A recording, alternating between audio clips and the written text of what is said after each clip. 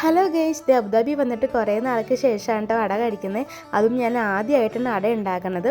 വാഴയില കിട്ടിക്കാനൊരു ആഗ്രഹം തോന്നിയതാണ് അട ഉണ്ടാക്കാമെന്ന് കരുതി. ബിരിയാണി പാഴ്സൽ വാങ്ങിച്ചപ്പോൾ ചേട്ടൻ ചോദിച്ചു വാങ്ങിച്ചതാണ് കേട്ടോ വാഴ ബിരിയാണി കഴിക്കാനായിട്ട്.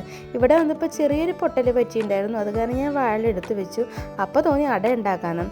തലേ ദിവസമാണ് നമുക്ക് ഈ വാഴ കിട്ടിയത്. അതുകൊണ്ട് തന്നെ ചെറിയ വാട്ടമൊക്കെ ഉണ്ട് കേട്ടോ. ചെറുതായിട്ട് അത്ര ഫ്രഷ് ആയിട്ട് ഇരിക്കുന്നില്ല ഇല. നാട്ടിലൊക്കെ വെച്ച് നമ്മളിത് പറമ്പിലിറങ്ങി വാഴയിലൊക്കെ എടുത്ത് വെക്കുമ്പോൾ നല്ല ഫ്രഷ് ആയിട്ട് നമുക്ക് ഇല കിട്ടും. ചെറിയൊരു വാട്ടമൊക്കെ ഉണ്ട്, എന്നാലും കുഴപ്പമില്ല, അഡ്ജസ്റ്റ് ചെയ്യാമല്ലോ നമുക്ക്. അപ്പോൾ അങ്ങനത്തെ അട ഉണ്ടാക്കാമെന്ന് കരുതി.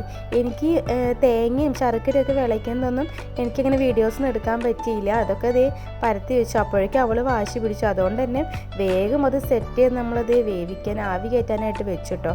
ഇതപ്പോൾ നമ്മളെല്ലാം റെഡിയാക്കിയിട്ടുണ്ട്. കുറച്ച് മാത്രമേ ഉണ്ടാക്കിയുള്ളൂ, കാരണം ഞാൻ ചേച്ചേട്ടൻ മാത്രമല്ലേ കഴിക്കുകയുള്ളൂ. ഇവളാണെങ്കിൽ ഒട്ടും കഴിക്കില്ല.